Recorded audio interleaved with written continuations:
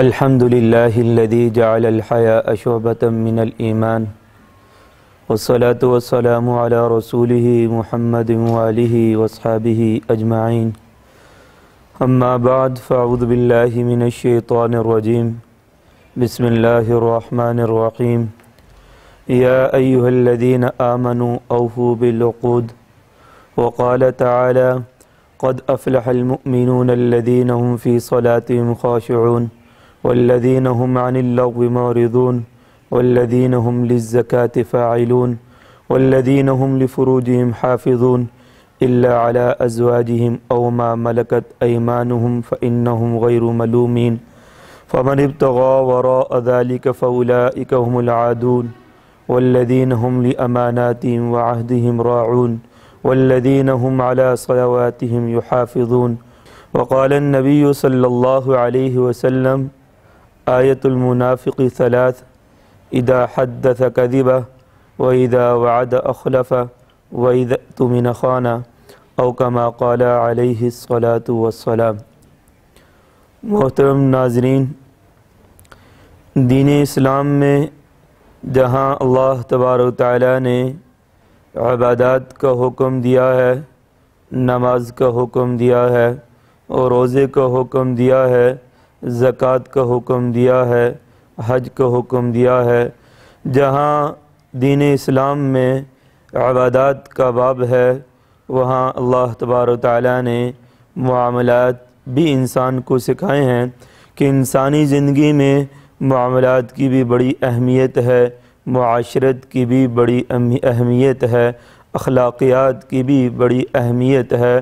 جناب رسول اللہ صلی اللہ علیہ وسلم ہمارے لیے عبادات میں بھی نمونہ ہے، اخلاقیات میں بھی نمونہ ہے، معاملات میں بھی نمونہ ہے۔ ہر معاملے میں جناب رسول اللہ صلی اللہ علیہ وسلم کی زندگی ہمارے لیے نمونہ ہے۔ آپ صلی اللہ علیہ وسلم ہر عمل انسان کو سکھا کر گئے، انسان کی کامیابی کے لیے، انسان کی نجات کے لیے آپ صلی اللہ علیہ وسلم نے انسان کی ہر موقع پہ رہنمائی کی تاکہ مسلمان وہ اعمال کرے جن اعمال سے اللہ تبارک و تعالیٰ کی رضا حاصل ہوتی ہے، انسان وہ اعمال کرے جن اعمال سے اللہ تبارک و تعالیٰ کا قرب ملتا ہے۔ انہی معاملات کے بارے میں اللہ تبارک و تعالیٰ نے قرآن میں ارشاد فرمایا قد افلح المؤمنون الذين هم في صلاتهم خاشعون والذين هم عن اللغو معرضون۔ حضرت عمر فاروق رضی اللہ عنہ روایت کرتے ہیں ایک دفعہ ہم جناب رسول اللہ صلی اللہ علیہ وسلم کے ساتھ تھے۔ آپ صلی اللہ علیہ وسلم پر جب وحی آتی تھی تو وحی کا آنا مکھیوں کی بنبنانے کی ایک آواز سی پیدا ہو جاتی تھی، تو اس طرح کی ایک آواز کی کیفیت پیدا ہوئی تو جناب رسول اللہ صلی اللہ علیہ وسلم کے اوپر وہ کیفیت تھوڑی دیر رہی، جو ہی وہ کیفیت ختم ہوئی تو جناب رسول اللہ صلی اللہ علیہ وسلم نے ارشاد فرمایا ابھی حضرت جبریل علیہ السلام تشریف لائے تھے، انہوں نے ان آیات کے بارے میں بتایا کہ قد افلح المؤمنون الذين هم في صلاتهم خاشعون والذين هم عن اللغو معرضون والذين هم للزكاة فاعلون والذين هم لفروجهم حافظون إلا على أزواجهم أو ما ملكت أيمانهم فإنهم غير ملومين فمن ابتغى وراء ذلك فأولئك هم العادون والذين هم لأماناتهم وعهدهم راعون والذين هم على صلواتهم يحافظون أولئك هم الوارثون۔ یہ آیات حضرت جبریل علیہ السلام لے کر آئے اور آپ صلی اللہ علیہ وسلم نے فرمایا ان آیات پر جو عمل کرے گا اللہ تبارک تعالیٰ اس کو جنت میں داخل فرمائیں گے۔ تو پہلی آیت قد افلح المؤمنون، ایمان والے کامیاب ہو گئے۔ تو فلاح کسے کہا جاتا ہے؟ تو ہم لغت کی کتاب کو اٹھا کے دیکھتے ہیں، اہل لغت نے لکھا ہے فلاح اس کامیابی کو کہا جاتا ہے کہ جس کامیابی کے بعد کبھی ناکامی نہیں، جس عزت کے بعد کبھی ذلت نہیں، اور جس راحت کے بعد کبھی بے سکونی نہیں، کبھی اضطراب نہیں، کبھی بے چینی نہیں، وہ فلاح اللہ تبارک تعالیٰ نے ایمان والوں کے بارے میں بشارت دی ہے۔ قد افلح المؤمنون، ایمان والے کامیاب ہو گئے، جس کے بارے میں حضرت ابو ہریرہ رضی اللہ عنہ کی روایت ہے، عن ابی ہریرہ رضی اللہ عنہ قال قال رسول اللہ صلی اللہ علیہ وسلم اذا دخل اہل الجنت جنت ینادی مناد ان لکم ان تحیوا فلا تموتوا ابدا ان لکم ان تشبوا فلا تحرموا ابدا ان لکم ان تصحوا فلا تسقموا ابدا۔ حضرت ابو ہریرہ رضی اللہ عنہ وہ صحابی ہیں کہ جن سے سب سے زیادہ روایات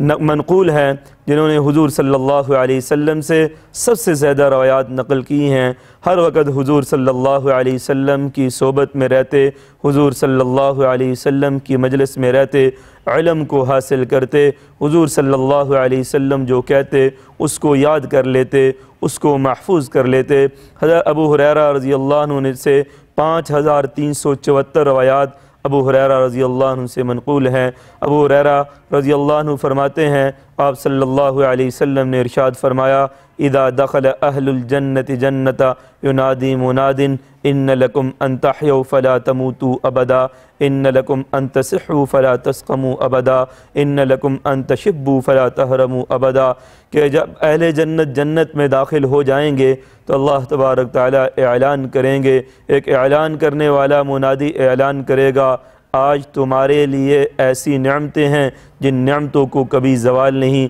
آج اللہ ایسی جوانی دیں گے جس جوانی کے بعد کبھی بڑھاپا نہیں، آج اللہ ایسی صحت دیں گے کہ جس صحت کے بعد کبھی بیماری نہیں ہے، آج ایسی زندگی ملے گی اس زندگی کو زوال نہیں ہے، اس زندگی کے بعد موت نہیں ہے۔ تو اللہ تبارک و تعالیٰ نے ایمان والوں کو بشارت دی، قد افلح المؤمنون، ایمان والے کامیاب ہو گئے، الذین هم فی صلاتہم خاشعون، ایمان والے کون ہیں؟ وہ لوگ جو اپنی نمازوں میں خشوع اختیار کرنے والے ہیں، جو اپنی نمازوں میں اللہ سے ڈرنے والے ہیں۔ نماز کے بارے میں دو باتیں ہیں جو روایات میں آتی ہیں کہ نماز کو خشوع کے ساتھ پڑھا جائے، نماز کو خضوع کے ساتھ پڑھا جائے، کہ اللہ تبارک و تعالیٰ کا دھیان کے ساتھ پڑھا جائے۔ ایک ہے خشوع جس کو اہل علم نے خشیت کہا ہے کہ اس کا تعلق دل کے ساتھ ہے، کہ اللہ کا ڈر اس کا تعلق دل کے ساتھ ہے، کہ نماز کی حالت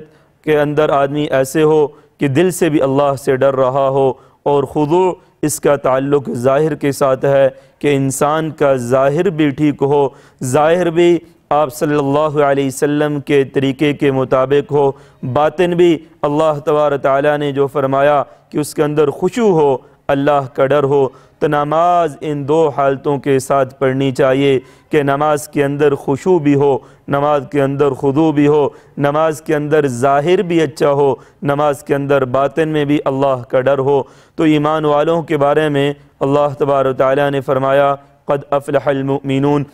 ایمان والے کامیاب ہو گئے، الذین هم فی صلاتہم خاشعون، جو اپنی نمازوں میں خشوع پیدا کرنے والے ہیں، جو اپنی نمازوں کو حضور صلی اللہ علیہ وسلم کے طریقے کے مطابق ادا کرنے والے ہیں، ان کے بارے میں فرمایا، الذین هم فی صلاتہم خاشعون والذین هم عن اللغو معرضون، ایمان والے کون ہیں؟ جو لغو باتوں سے اعراض کرنے والے ہیں، جو فضول باتوں سے اعراض کرنے والے ہیں، جو لا یعنی باتوں سے اعراض کرنے والے ہیں۔ جناب رسول اللہ صلی اللہ علیہ وسلم نے ارشاد فرمایا، من حسن اسلام المرء ترک ما لا یعنیہ، حسن اسلام میں سے یہ بات ہے آدمی لا یعنی کام کو ترک کر دے، فضول کام کو ترک کر دے۔ امام ابو داؤد رحمۃ اللہ علیہ جو صحاح ستہ کے مصنفین میں سے ایک مصنف ہیں، انہوں نے ابو داؤد شریف لکھی ہے، ان میں انہوں نے ایک حدیث ذکر کی، کئی ہزار احادیث کا خلاصہ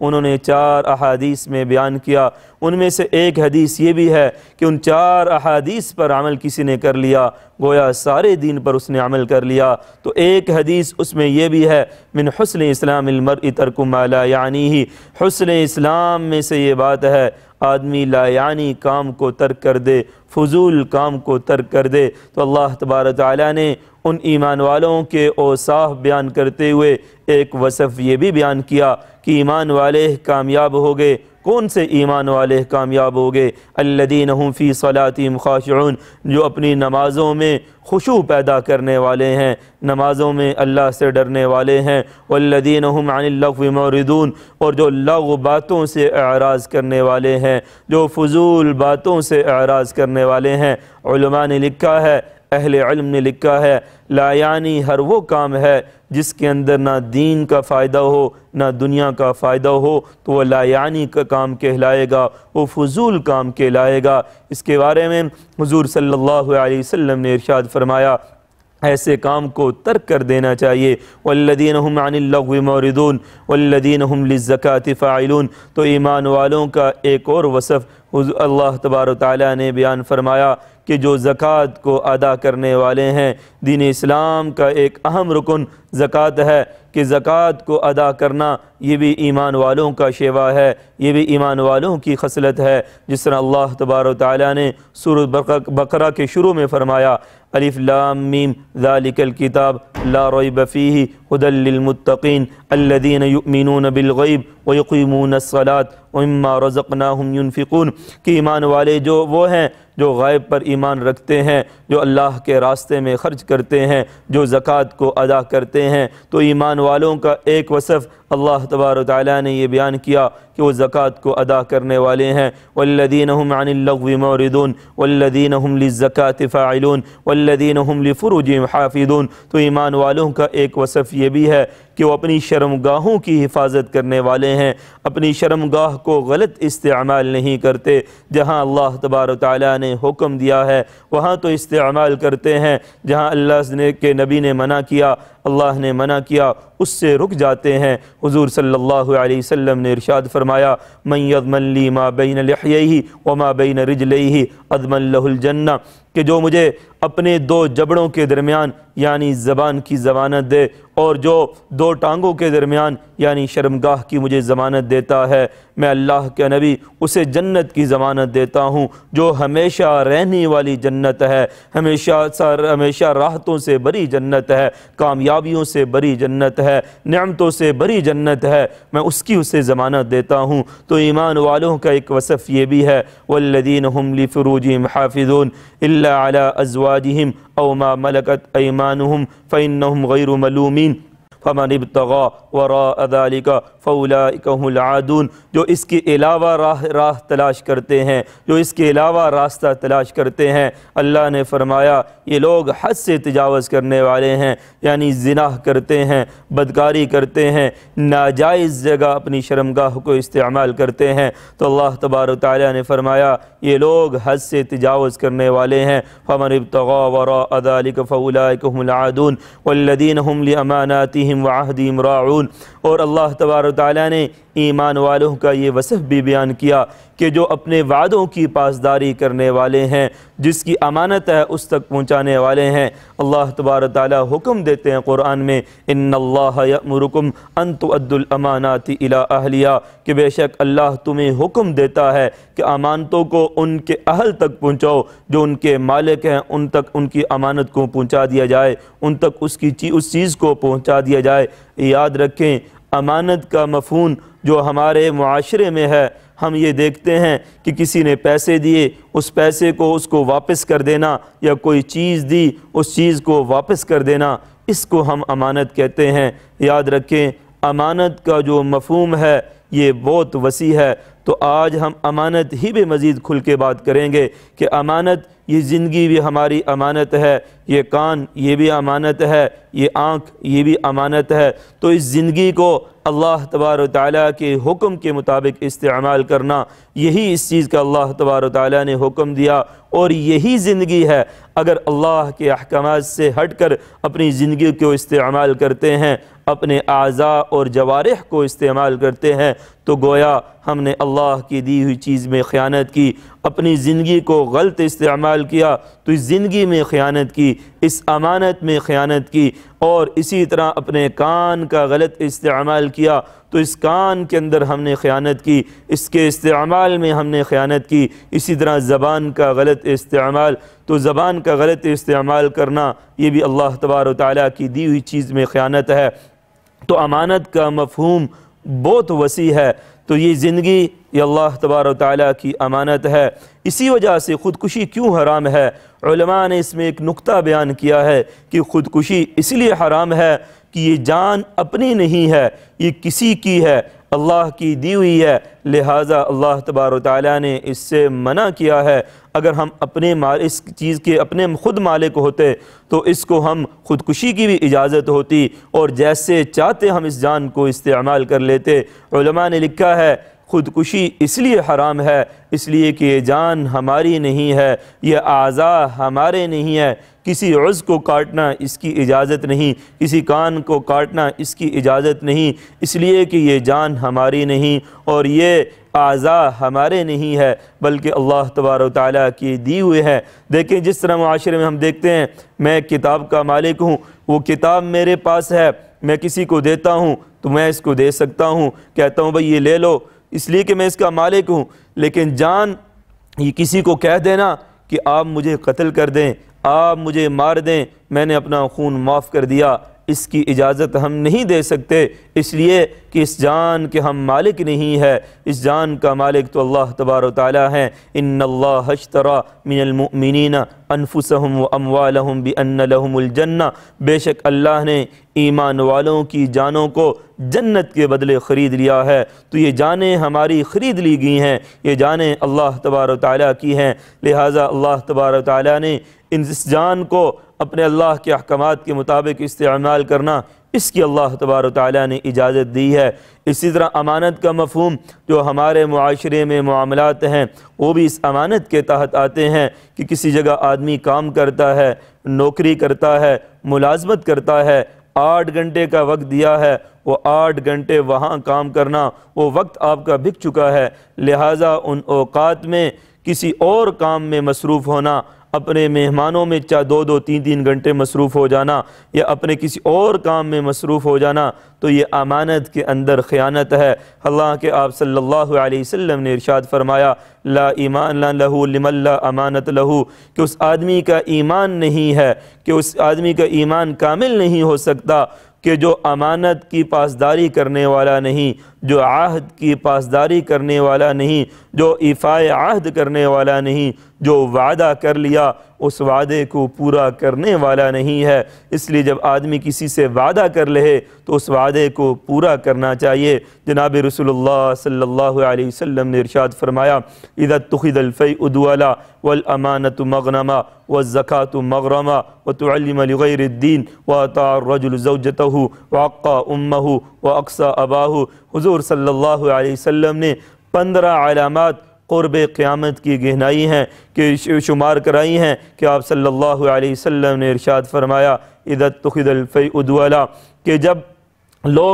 جب قوم کے جو حکمران ہیں قوم کے مال کو اپنا مال سمجھ کر کھائیں گے تو یہ قرب قیامت کی علامت ہے۔ کہ جب قرب قیامت کی علامات میں سے دوسری بات حضور صلی اللہ علیہ وسلم نے ارشاد فرمائی والامانة مغنما، امانت میں خیانت کی جائے گی کہ کوئی ایک بندہ نہیں ملے گا کہ جس کے پاس آدمی اپنی امانت کو رکھوا سکے، جو امانت کی اور عہد کی پاسداری کرنے والا ہو، جو امانت میں خیانت نہ کرنے والا ہو، کوئی ایک آدمی ایسا قرب قیامت میں نہیں ملے گا۔ تو حضور صلی اللہ علیہ وسلم نے ارشاد فرمایا والامانة مغنما، کہ امانت میں خیانت کی جائے گی، ہر بندہ خائن بن جائے گا، ناپ تول میں کمی ہوگی، اور اسی طرح وعدوں کی پاسداری نہیں ہوگی، ایفاء عہد نہیں ہوگا۔ ایفاء عہد کا اللہ تبارک تعالیٰ نے حکم دیا ہے یا ایھا الذین آمنوا اوفوا بالعقود، اے ایمان والو اپنے وعدوں کو پورا کرو،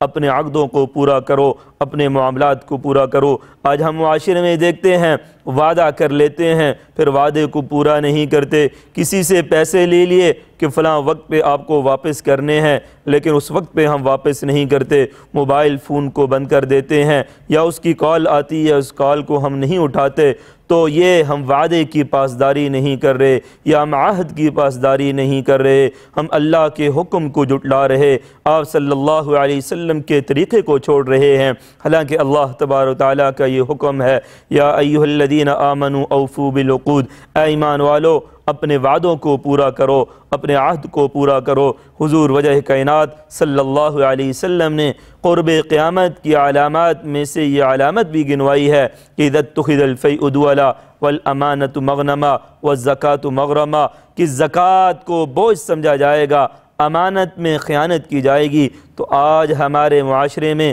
امانت میں خیانت یہ عام ہو گیا، وعدے کو پورا نہ کرنا یہ عام ہو گیا، وعدے کی خلاف ورزی کرنا یہ عام ہو گیا۔ اس لیے معزز ناظرین، ہمیں حضور صلی اللہ علیہ وسلم کے ہر طریقے کے مطابق جو آپ صلی اللہ علیہ وسلم نے بتایا اس کے مطابق ہمیں زندگی گزارنی چاہیے۔ تو ہم دیکھتے ہیں آپ صلی اللہ علیہ وسلم کی زندگی سے ہمیں بے شمار واقعات ملتے ہیں، بے شمار مثالیں ملتی ہیں کہ آپ صلی اللہ علیہ وسلم نے وعدے کی پاسداری کا حکم دیا۔ حضرت حذیفہ بن یمان رضی اللہ عنہ اسلام قبول کیا،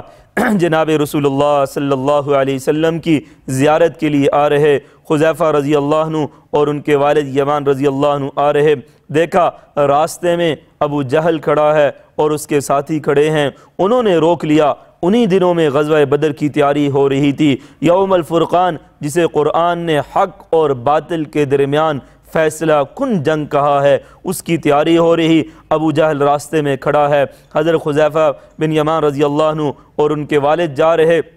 تو روک لیا، تو کہنے لگا کہ آپ کو میں نہیں چھوڑ سکتا، آپ وہاں جا کے حضور صلی اللہ علیہ وسلم کے ساتھ مل کے ہمارے خلاف جنگ کریں گے اور ہمارے ساتھ لڑائی میں شریک ہوں گے۔ حضرت حذیفہ بن یمان رضی اللہ عنہ کہنے لگے ہم تو صرف حضور صلی اللہ علیہ وسلم کی زیارت کے لیے جا رہے، ہم نے تو جنگ میں شرکت نہیں کرنی، ہم نے تو جنگ میں حصہ نہیں لینا۔ تو ابو جہل نے حضرت حذیفہ بن یمان رضی اللہ عنہ کے کاندھے پہ تلوار کو رکھ کے وعدہ لیا، عہد لیا کہ آپ مجھ سے وعدہ کر کے جاؤ، آپ مجھ سے عہد کر کے جاؤ، آپ وہاں جا کر صرف حضور صلی اللہ علیہ وسلم کی زیارت کرو گے اور آپ صلی اللہ علیہ وسلم کی زیارت کے بعد آپ واپس آ جاؤ گے۔ تو انہوں نے وعدہ کر لیا کہ میں صرف حضور صلی اللہ علیہ وسلم کی زیارت کروں گا، آپ صلی اللہ علیہ وسلم کی زیارت کے بعد میں واپس آ جاؤں گا۔ حذیفہ بن یمان رضی اللہ عنہ چلے جاتے ہیں، جناب رسول اللہ صلی اللہ علیہ وسلم کو دیکھا، حضرات صحابہ رضوان اللہ علیہم اجمعین کو دیکھا، اجلہ صحابہ،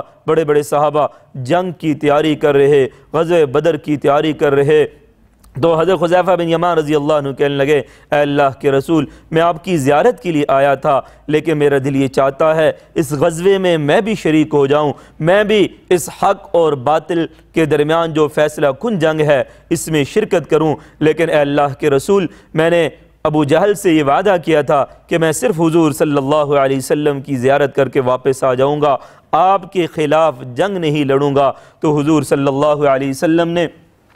کہا آپ نے وعدہ کیا ہے تو وعدے کی پاسداری بہت ضروری ہے، آپ وعدے کی پاسداری کرتے ہوئے آپ واپس چلے جائیں۔ آپ نے زیارت کر لی، آپ اس جنگ میں شریک نہ ہو، حالانکہ غزوہ بدر یہ بہت بڑا معرکہ تھا، اسلام کی پہلی جنگ تھی، حق اور باطل کے درمیان ہونے والی یہ پہلی جنگ تھی۔ حضرت حذیفہ بن یمان رضی اللہ عنہ واپس ہو گئے، حالانکہ اسماء بدرین کہ جو لوگ غزوہ بدر میں شریک ہوئے اللہ تبارک تعالیٰ نے ان کی مغفرت فرما دی۔ آپ صلی اللہ علیہ وسلم نے کہا کہ سارے غزوہ بدر والے جو اس میں شرکت کی اللہ نے ان کی مغفرت فرما دی، اور اسماء بدریین کہ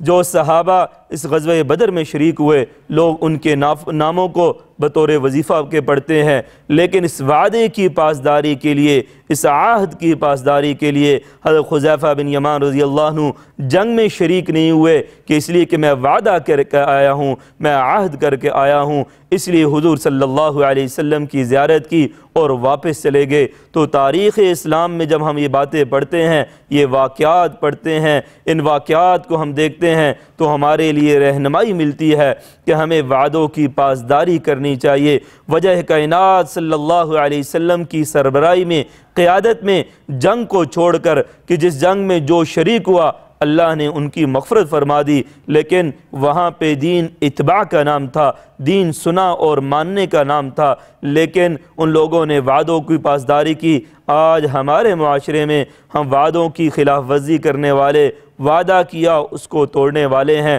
تو اس واقعے میں ہمیں یہ رہنمائی ملتی ہے کہ ہم کسی سے وعدہ کر لیں، وہ خواہ غیر مسلم کیوں نہ ہو، وہ کافر کیوں نہ ہو، اس وعدے کی پاسداری کرنی چاہیے، اس عہد کی پاسداری کرنی چاہیے۔ اس لیے اللہ تبارک و تعالیٰ نے جہاں ایمان والوں کو کہا کہ کامیاب ہوگے، وہاں ایک یہ وصف بیان کیا ہے والذین هم لاماناتہم وعہدہم راعون، کہ ایمان والے وہ ہیں جو اپنے وعدوں کی پاسداری کرنے والے ہیں، جو اپنے عہد کی پاسداری کرنے والے ہیں۔ اس لیے ہمیں حضور صلی اللہ علیہ وسلم کی اتباع ہر عمل میں کرنی چاہیے۔ حضرت عائشہ صدیقہ رضی اللہ عنہ سے کسی نے پوچھا کہ آپ صلی اللہ علیہ وسلم کے اخلاق کے بارے میں بتائیں۔ حضرت عائشہ صدیقہ رضی اللہ عنہ نے کہا کہ آپ صلی اللہ علیہ وسلم کے اخلاق، سارا قرآن حضور کے اخلاق سے بھرا ہوا، کہ سارے قرآن میں جتنے بھی اعمال وہ سارے حضور صلی اللہ علیہ وسلم کے اخلاق ہیں۔ جو بھی قرآن کی آیت اڑتی، حضور صلی اللہ علیہ وسلم اس آیت پر عمل کرتے تھے، آپ صلی اللہ علیہ وسلم اس کے مطابق زندگی گزارتے تھے، اور اپنے صحابہ رضوان اللہ علیہم اجمعین کو بھی یہ باتیں بتاتے تھے۔ اس لیے محترم ناظرین، ہمیں آپ صلی اللہ علیہ وسلم کے بتائے ہوئے طریقوں کے مطابق زندگی گزارنی چاہیے۔ آئیے ہم تاریخ کے ایک اور واقعے کو اٹھا کے دیکھتے ہیں، حضرت معاویہ رضی اللہ عنہ کہ جن کے بارے میں لوگ باتیں بھی کرتے ہیں، لیکن ہم ان کی سیرت کو اٹھا کے دیکھیں، ہم ان کے معاملات کو اٹھا کے دیکھیں، ہم ان کی معاشرت کو اٹھا کے دیکھیں، ان کے اخلاقیات کو اٹھا کے دیکھیں، کتنے کتنے علاقوں کو فتح کیا، لیکن پس پشت اللہ تبارک و تعالیٰ کی رضا تھی، دین کا غلبہ تھا۔ حضرت معاویہ رضی اللہ عنہ اس زمانے میں جو روم تھا اس کے ساتھ جنگ چل رہی، حضرت معاویہ رضی اللہ عنہ شام میں تھے، تو ان جو اہل روم کے ساتھ ایک معاہدہ ہوا تھا، کہ معاہدہ یہ ہوا تھا ایک مقررہ وقت تک جنگ کو بند کر دیا جائے، پھر اس کے بعد جنگ کو شروع کیا جائے گا۔ تو حضرت معاویہ رضی اللہ عنہ نے جب یہ وعدہ کر لیا، یہ عہد کر لیا کہ اس سے پہلے جنگ نہیں شروع کی جائے گی، مقررہ وقت تک جنگ کو بند کیا گیا۔ تو جنگ کا وقت قریب آنے لگا، حضرت معاویہ رضی اللہ عنہ کے ذہن میں یہ بات آئی، کیوں نہ ہم اپنی فوجوں کو روم کے بارڈر تک پہنچا دیا جائے، جو ہی ہو مقررہ وقت ختم ہو اور ہم اپنی فوج کو فوراً روم کے علاقے میں ڈالیں اور ان پر حملہ کر ڈالیں۔ تو ایسا ہی ہوا، حضرت معاویہ رضی اللہ عنہ نے اپنی فوج کو، جب وہ جنگ بند تھی، انہی ایام کے اندر، انہی دنوں کے اندر فوج کو حکم دیا کہ وہ بارڈر کے اوپر پہنچ گئے۔ جو ہی وہ مقررہ وقت ختم ہوا تو حضرت معاویہ رضی اللہ عنہ کی فوج نے روم پر حملہ کر ڈالا۔ تو روم پر حملہ کرتے ہوئے کئی علاقوں کو فتح کرتے ہوئے آگے نکل گئے، لیکن دیکھا ایک گھوڑ سوار پیچھے سے آتا ہے۔ حضرت عمر بن حفصہ رضی اللہ عنہ آئے، اعلان کیا وفاء لا غدر، وفاء لا غدر، وفاء لا غدر، عباد اللہ قفوا عباد اللہ، اے اللہ کے بندو ٹھہر جو، وفاداری یہ ایمان کا شیوا ہے، وفاداری یہ ایمان والوں کی خصلت ہے، وفاداری کرنا یہ مومنوں کا شیوا ہے، غداری یہ ایمان والوں کا شیوا نہیں۔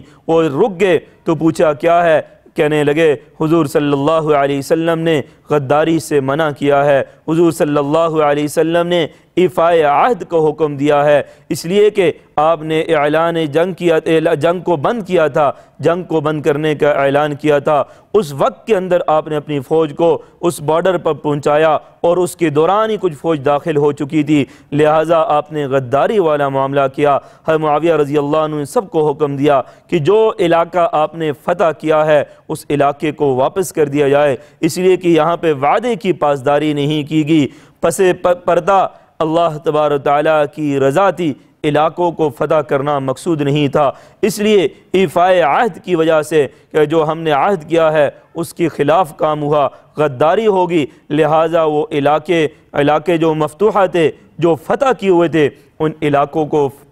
واپس کر دیا۔ تو تاریخ میں ایسی مثالیں ہمیں نہیں ملتی۔ آج ہمارے معاشرے میں ایسا کوئی کر سکتا ہے علاقوں کو فتح کر کے پھر واپس کر دے؟ کوئی نہیں کرتا۔ تو حضرت معاویہ رضی اللہ عنہ نے عمل کیا، یہ مثالیں ہمارے لیے نمونہ ہے، اور یہ ان لوگوں کے اخلاق ہمارے لیے نمونہ ہے۔ ہمیں ان لوگوں کے طریقے کے مطابق زندگی کو گزارنی چاہیے۔ یہ صحابہ رضوان اللہ علیہم اجمعین کا عمل ہمارے لیے راہ نجات ہے، اور ان کا عمل ہمارے لیے رہبری ہے، ان کا عمل ہمیں جنت میں لے جانے والا ہے۔ تو اللہ تبارک و تعالیٰ نے ایمان والوں کے اوصاف کو بیان کرتے ہوئے بات ارشاد فرمائی، والذین هم لاماناتہم وعہدہم راعون، کہ ایمان والے وہ ہیں جو اپنے وعدوں کی پاسداری کرنے والے ہیں، اپنی امانتوں کو پہنچانے والے ہیں، امانتوں میں خیانت نہیں کرتے۔ حضور صلی اللہ علیہ وسلم کا یہ فرمان ہر وقت ان کے ذہن میں رہتا تھا کہ جو آدمی خیانت کرتا ہے اور وعدے کی پاسداری نہیں کرتا، اس کا ایمان مکمل نہیں ہو سکتا۔ تو ایمان مکمل اس وقت ہوگا کہ جب ہم وعدہ کریں، وعدے کی پاسداری کریں، امانت کوئی اگر رکھے، اس امانت میں ہم خیانت نہ کریں، تو سارے احکامات کو ماننا یہ دین نہیں۔ ایسا نہیں کہ ہم صرف عبادات کو لیں اور معاشرت کو چھوڑ دیں، معاملات کو چھوڑ دیں، بلکہ عبادات یہ بھی دین کا حصہ ہے، معاملات یہ بھی دین کا حصہ ہے، معاشرت یہ بھی دین کا حصہ ہے۔ تو یہ سارے معاملات، یہ سارا کا سارا دین ہے۔ یا ایھا الذین آمنوا ادخلوا فی السلم کافہ، اے ایمان والو دین کے اندر مکمل داخل ہو جاؤ۔ ایسا نہیں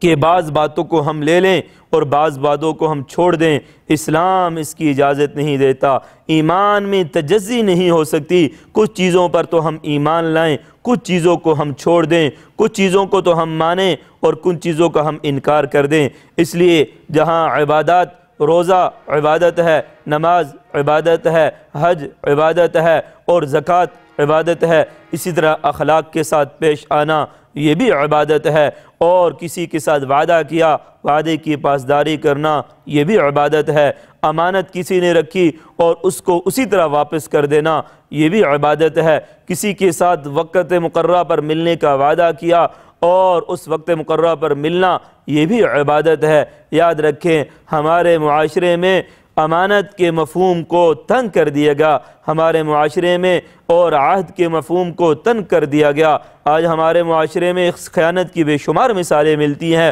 مثلا کوئی آدمی کسی سے ملنے اس کے گھر جاتا ہے تو ابھی والد گھر میں موجود ہوتا ہے، لیکن گھر سے بیٹے کو یہ بات کہہ کے بھیجتا ہے کہ بیٹا ان کو بتا دینا کہ والد گھر میں نہیں ہے، وہ کسی کام سے گئے ہیں۔ تو یہ جھوٹ بولنا اور یہ وعدے کی خلاف ورزی کرنا یہ ہمارے معاشرے میں موجود ہے۔ ہم معاشرے اپنے بچوں کو خیانت بھی سکھا رہے، ہم اپنے بچوں کو جھوٹ بھی سکھا رہے۔ تو یہی وقت ہوتا ہے بچوں کی تربیت کا کہ وعدے کی پاسداری سکھانے کا اور امانت سکھانے کا، ان کو امین بنانے کا، ان کو سچ سکھانے کا کہ وہ سچ بولیں۔ ایک صحابی رضی اللہ عنہ آپ صلی اللہ علیہ وسلم کے زمانے میں آپ صلی اللہ علیہ وسلم موجود تھے۔ ایک صحابی اپنے بچے کو بلا رہے، بیٹا ادھر آ جاؤ کہ میں آپ کو ایک چیز دوں گا۔ کہ وہ بچہ آ گیا، پہلے تو وہ انکار کر رہا تھا،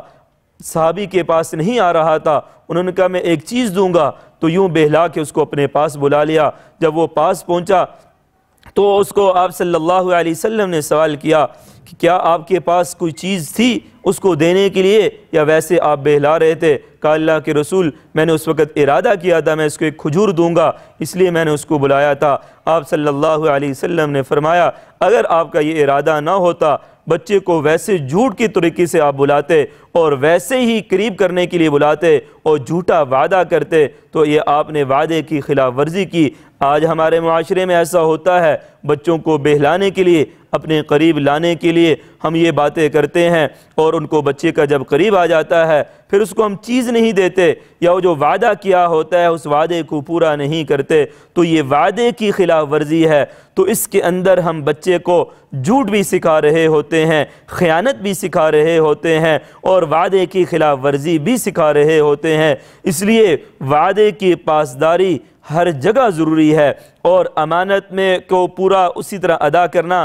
یہ ہر جگہ ضروری ہے۔ اللہ تبارک تعالی قرآن میں ارشاد فرماتے ہیں ان اللہ یأمرکم ان تؤدوا الامانات الی اہلیہا، بے شک اللہ تمہیں حکم دیتا ہے کہ امانات کو ان کے اہل تک ادا کرو۔ جو امانت آپ کے پاس موجود ہے ان کو ادا کرو۔ حضرت عمر فاروق رضی اللہ عنہ کے زمانے میں ہم دیکھتے ہیں کہ وہ کس طرح وعدے کی پاسداری کرنے والے۔ عمر فاروق رضی اللہ عنہ یہ وہ صحابی ہیں جن کے بارے میں جناب رسول اللہ صلی اللہ علیہ وسلم نے فرمایا عمر فی الجنہ، عمر جنتی ہے، جن کے بارے میں آپ صلی اللہ علیہ وسلم نے ارشاد فرمایا لو کان من بعدی نبی لکان عمر، اگر میرے بعد کوئی نبی ہوتا تو وہ عمر ہوتا۔ 22 لاکھ مربع میل کے حکمران ہے، کتنی وعدوں کی پاسداری کرنے والے، امانت کو کیسے ادا کرنے والے تھے، امانت کا کیسے احساس ان کے دلوں میں موجود تھا۔ عمر فاروق رضی اللہ عنہ کو جب زخمی کیا گیا، زخمی حالت میں تھے، حضرات صحابہ رضوان اللہ علیہم اجمعین آئے،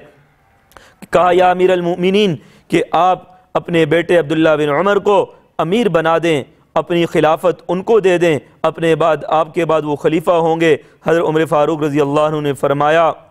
کیا اس شخص کو میں خلیفہ بنا دوں کہ جسے اپنی بیوی کو طلاق دینا نہیں آتا؟ تو حضرت عبداللہ بن عمر رضی اللہ عنہ نے اپنی بیوی کو حالت حیض کے اندر طلاق دی تھی۔ تو حالانکہ شریعت کا مسئلہ تو یہ ہے کہ اگر کسی عورت کو طلاق دینی ہے تو طہر کے اندر طلاق دے اور پاکی کے ایام میں طلاق دے، اس لیے کہ حالت حیض میں طلاق دینا ناجائز ہے۔ تو حضرت عبداللہ بن عمر رضی اللہ عنہ نے عمل کیا تھا۔ تو حضرت عمر فاروق رضی اللہ عنہ نے فرمایا کیا میں ایسے آدمی کو امیر بنا دوں کہ جسے اپنی بیوی کو طلاق دینا نہیں آتی؟ تو ان لوگوں کو امانت کا کتنا خیال تھا، یہ خلافت یہ امانت تھی، یہ ایک ذمہ داری تھی۔ پھر کہنے لگے خطاب کے بیٹوں میں سے ایک بیٹے کے اوپر یہ ذمہ داری کافی ہے، یہ عمر کے اوپر کافی ہے کہ عمر نے اس ذمہ داری کو نبھا لیا، ابھی کافی ہے، مزید یہ ذمہ داری اور یہ امانت کا بوجھ ہم کسی کے اوپر نہیں ڈالتے۔ تو یہ خلافت یہ ایک بوجھ ہے اور یہ ایک امانت ہے۔ امانت کا کتنا انہوں نے احساس کیا، امانت کا کتنا انہوں نے خیال کیا۔ اسی طرح اللہ تبارک و تعالیٰ کا یہ دین یہ امانت ہے۔ اِنَّا عَرَضْنَا الْأَمَانَةَ عَلَى السَّمَاوَاتِ وَالْأَرْضِ وَالْجِبَالِ فَأَبَيْنَ أَن يَحْمِلْنَهَا وَأَشْفَقْنَ مِنْهَا وَحَمَلَهَا الْإِنسَانُ إِنَّهُ كَانَ ظَلُومًا جَهُولًا۔ بے شک اس دین کو ہم نے آسمان پر پیش کیا، اسے انکار کر دیا، زمین پر پیش کیا، اس نے انکار کر دیا، پہاڑوں پر پیش کیا، اس نے انکار کر دیا، لیکن انسان نے اس دین کو اٹھا لیا۔ جب اس دین کا ہم نے عہد کر لیا، اللہ تبارک تعالیٰ سے عہد کر لیا اے اللہ تیرے دین کے ہم پاسداری کریں گے۔ الستو بربکم، کہ اللہ نے پوچھا کیا میں تمہارا رب نہیں ہوں؟ تو سب نے کہا بلا، کیوں نہیں، آپ ہمارے رب ہیں۔ جب اللہ سے ہم نے عہد کر لیا کہ اللہ ہم تیرے دین کے مطابق زندگی گزاریں گے، اے اللہ ساری امانتوں کو پورا کریں گے، اللہ سارے وعدوں کو پورا کریں گے، تو ہمیں مسلمان ہونے کی حیثیت سے چاہیے کہ ہم اللہ تبارک تعالیٰ کے احکامات کے مطابق زندگی گزاریں، اور اللہ تبارک تعالیٰ نے جو ہمیں حکم دیا ہے اس کے مطابق ہمیں زندگی گزارنی چاہیے۔ جناب رسول اللہ صلی اللہ علیہ وسلم نے ارشاد فرمایا لا ایمان لہو لمن لا امانت لہو، اس آدمی کا ایمان کامل نہیں ہو سکتا جو امانت کی پاسداری کرنے والا نہیں، امانت کو ادا کرنے والا نہیں ہے۔ ہم تاریخ کو اٹھا کے دیکھتے ہیں، حضرات صحابہ رضوان اللہ علیہم اجمعین، حضور وجہ کائنات صلی اللہ علیہ وسلم کتنی وعدوں کی پاسداری کرنے والے تھے، کتنی امانتوں کا خیال رکھنے والے تھے۔ ہجرت کے موقع پر جب جناب رسول اللہ صلی اللہ علیہ وسلم کو ہجرت کا حکم ہوا، مکہ کو چھوڑ کر مدینہ جا رہے تھے، تو آپ صلی اللہ علیہ وسلم کے پاس جو لوگوں کی امانات پڑی تھی، آپ صلی اللہ علیہ وسلم نے علی رضی اللہ عنہ کو ان پر نگران بنا کر چھوڑ دیا، اور آپ صلی اللہ علیہ وسلم ہجرت کر کے چلے گئے اور حکم دیا یہ امانات جن کی ہیں، یہ اشیاء جن کی ہیں، ان کے اہل تک ان کو پہنچا دیا جائے۔ کتنی بڑی آپ صلی اللہ علیہ وسلم یہاں پہ احساس ذمہ داری اور امانت کو ادا کرنے کا مظاہرہ کر رہے ہیں کہ آپ صلی اللہ علیہ وسلم کو ان لوگوں نے تکالیف بھی دی، مصائب میں بھی ڈالا، الجھن میں بھی ڈالا، علاقے کو چھوڑنے پر مجبور بھی کیا، لیکن آپ صلی اللہ علیہ وسلم پھر بھی ان کی اشیاء کا خیال رکھ رہے، ان کی امانتوں کا خیال رکھ رہے۔ تو دین اسلام ہمیں اس چیز کا حکم دیتا ہے، وہ مسلمان ہے یا کافر ہے، اگر اس کی امانت آپ کے پاس پڑی ہے، امانت کو ادا کیا جائے، وعدہ کیا ہے وعدے کو پورا کیا جائے، جو اس کے ساتھ مقررہ وقت پہ ایک طے شدہ کام کیا ہے اور کام کا وعدہ کیا ہے اس کام کو پورا کیا جائے۔ اس کی خلاف ورزی کرنا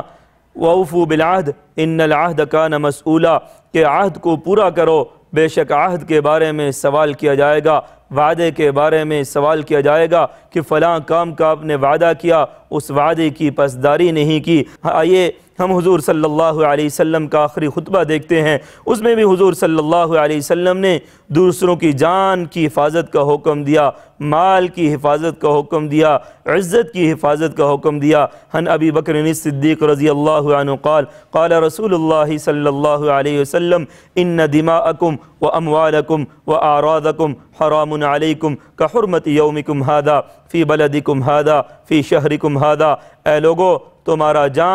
تمہاری جان، تمہارا مال، تمہارا خون ایک دوسرے پر حرام ہے، بغیر اجازت کے کسی کے مال کو استعمال کرنا حرام ہے، اور کسی کی عزت پہ حملہ کرنا یہ حرام ہے۔ حضور وجہ کائنات صلی اللہ علیہ وسلم نے ارشاد فرمایا، جو شخص مسلمان کے عیوب کو اچھالتا ہے، اللہ تبارک و تعالیٰ قیامت والے دن اس کو ذلیل اور رسوا کریں گے۔ اور اسی طرح جو شخص کسی مسلمان کا خون بہاتا ہے، اللہ تبارک و تعالیٰ نے ارشاد فرمایا کہ یہ حرام ہے ایک دوسرے پر، ان دماءکم واموالکم واعراضکم حرام علیکم کحرمت یومکم ھذا فی بلدکم ھذا فی شہرکم ھذا۔ اے لوگو، تمہاری جان ایک دوسرے پر حرام ہے، تمہارا مال ایک دوسرے پر حرام ہے، تمہارا ایک دوسرے کا خون بہانا یہ حرام ہے، کحرمت یومکم ھذا، جس طرح اس ذی الحجہ کے مہینے کی حرمت ہے، فی شہرکم ھذا، اور اس فی شہرکم ھذا اس دن کی حرمت، اس مہینے کی حرمت ہے، اس شہر کی حرمت ہے۔ جس طرح مکہ شہر حرم کی حدود کے اندر قتل کرنا، فساد کرنا حرام ہے، اسی طرح مسلمان کا خون بہانا بھی حرام ہے، مسلمان کی عزت پر حملہ کرنا بھی حرام ہے، اور مسلمان کو تکلیف دینا بھی حرام ہے۔ اس لیے محترم ناظرین، ہمیں حضور وجہ کائنات صلی اللہ علیہ وسلم کی ہر سنت پر عمل کرنا چاہیے۔ آپ صلی اللہ علیہ وسلم کی زندگی ہمارے لیے نمونہ ہے۔ لقد کان لکم فی رسول اللہ اسوۃ حسنہ، بے شک تحقیق تمہارے لیے آپ صلی اللہ علیہ وسلم کی زندگی بہترین نمونہ ہے۔ آپ صلی اللہ علیہ وسلم کی زندگی میں ہمیں یہ مثالیں ملتی ہیں۔ آپ نے وعدے کی پاسداری کی، نبوت سے پہلے ہی تمام لوگ آپ صلی اللہ علیہ وسلم کو صداقت سے پہچانتے تھے، تمام لوگ آپ صلی اللہ علیہ وسلم کو امین سے پکارتے تھے۔ اللہ تبارک و تعالی ہم سب کو وعدے کی پاسداری کرنے کی توفیق نصیب فرمائے، اور قرآن کے احکامات، حضور صلی اللہ علیہ وسلم کی سنت کے مطابق زندگی گزارنے کی توفیق نصیب فرمائے۔ وآخر دعوانا ان الحمدللہ۔